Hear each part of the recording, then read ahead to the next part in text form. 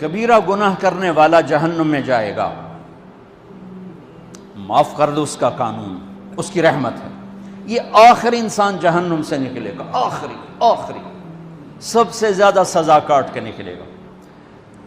جب وہ جنت کے دروازے پر اللہ تعالیٰ اس کو نا اوپر لائیں گے، یہاں ایسے آ جائے گا، یہ پیچھے کمر کو آگ لگ رہی ہے اور یہ آزاد ہو گیا۔ اب اللہ اسے دل لگی فرمائیں، اس کو ایک درجہ دکھائیں، کہے گا یا اللہ مجھے یہ نصیب فرما دے، میری کانڈ سڑ گئی ہے، مجھے وہاں پہنچا دے۔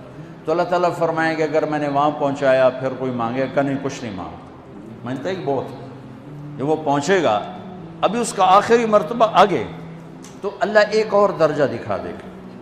جب اسے دیکھے گا تو انسان کی طبیعت میں لالچ تو ہے، رکتا تو ہے نہیں، تھوڑی دیر بعد کہے گا یا اللہ اے دے دے، تیری کڑی کمی۔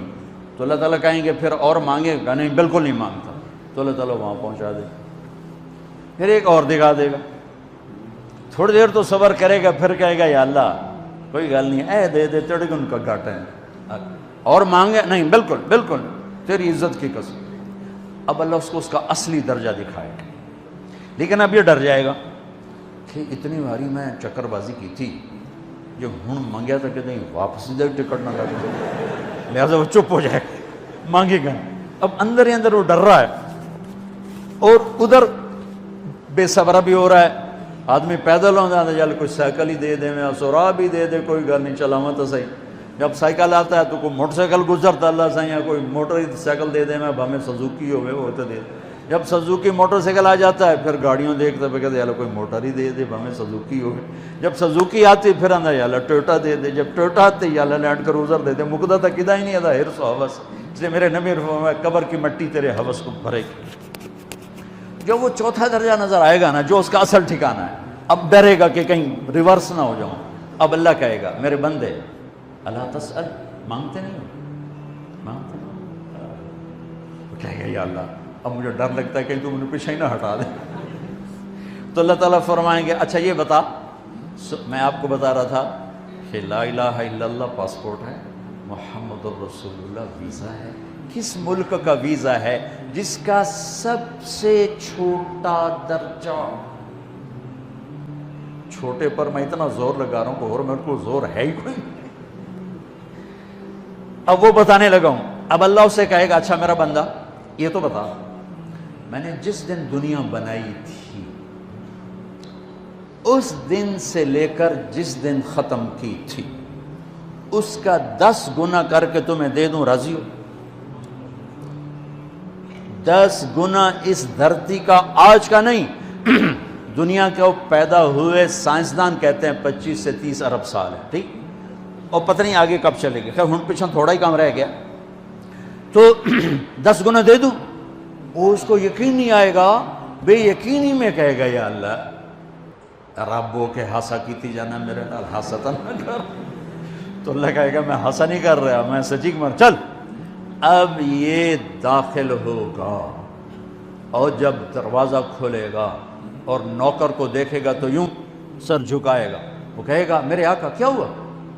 کہے گا تم فرشتے نہیں؟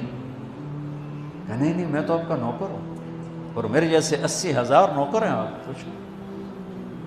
تھوڑی دور چلے گا تو ایک نور کی چمک اٹھے گی تو سجدے میں سر اپنے آپ کو سجدے میں گرائے گا، وہ پھر کہے گا میرے آقا یہ آپ کیا کر رہے ہیں؟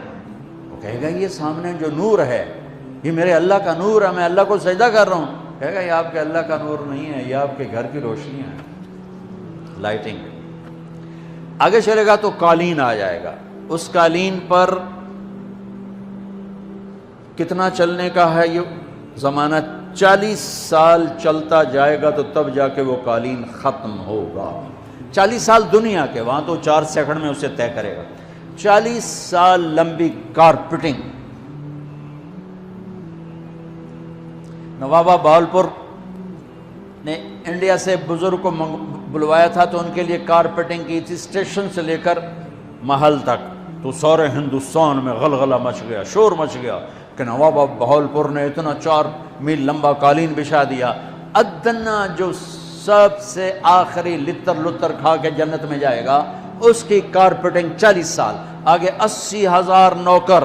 میں آیا ہوں تو یہ پھول لے کے کھڑے ہوئے تھے، وہ سارے پھول لے کے کھڑے ہوں گے اور کہیں گے اما آن لسیدنا ان نزورہ، ارے ہمارے آقا سارے جنتی جنت میں چلے گئے، آپ کدھر رہ گئے؟ ہم تو حضرت سکنے پہ گئے. وہ کہ شکر کرو میں آ گیا جب میں نے بڑے لتر پہ بڑی دلائی ہوئی جے میری، تو انہوں کیا پتا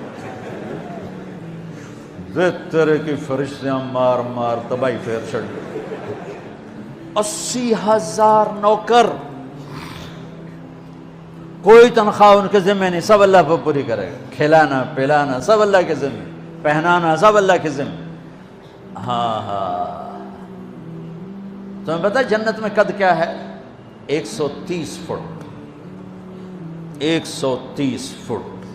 آدم علیہ السلام کو اللہ نے 130 فٹ کی ہائٹ پہ بنایا تھا. ہماری اماں جان بھی 130 فٹ کی تھی. یہ بات تو شاید آپ سب کو پتہ ہے کہ یوسف علیہ السلام دنیا میں سب سے خوبصورت مرد آئے. یہ بات شاید بہت سوں کو پتہ نہ ہو کہ اس کائنات کی سب سے خوبصورت عورت حضرت حوا ہے. حضرت حوا سب سے حسین عورت، وہ بھی 130 فٹ کی تھی. جب جنت میں جائیں گے تو اللہ کے فضل سے اس قد کے ساتھ نہیں جائیں گے، یہ تو قد ایڈا سارا ہے. اور جنت کی حور 130 فٹ، تم گئے 5.5 فٹ، تو وہ جج پا کے پندے ہو. اب وہ 130 فٹ ہائٹ ہو اور ڈاکٹر یوسف 5.5 فٹ دا اندر گیا تو وہ جچی گم ہو جاؤنا. اس اگر میرا ہسبینڈ گیا کہ دیکھا بے پاسے سجے پاسے جولی ہے جے مغرور. تو 80,000 نوکر کہیں گے کہاں رہ گئے؟ وہ کہے گا شکر کرو میں آ ہی گیا. پھر جب یہ میدان میں اس کو بٹھائیں گے 80,000، ایک ہاتھ میں برتن ایک ہاتھ میں پیالہ، 80,000 ڈرنکس اور 80,000 کھانے. یہ کھائے گا پخانا نہیں، پیے گا پیشاب نہیں، کھائے گا لذت میں کمی نہیں، پیے گا لذت میں کمی نہیں. کھانے کا نظام الگ ہے، پینے کا نظام الگ ہے.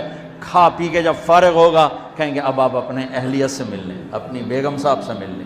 جنت کی حور یہ ایک دم غائب ہو جائیں گے. سامنے سے جب پردہ ہٹے گا تو ایک اور کائنات نظر آئے گی اور اس پر ایک لڑکی یوں بیٹھی ہوگی ایسے ٹھیک لگا کے، تھوڑا تختی چھوٹا نہیں تم دونوں بھی کھاوا ایسے کر کے تو وہ ایسے کر کے بیٹھی ہوگی.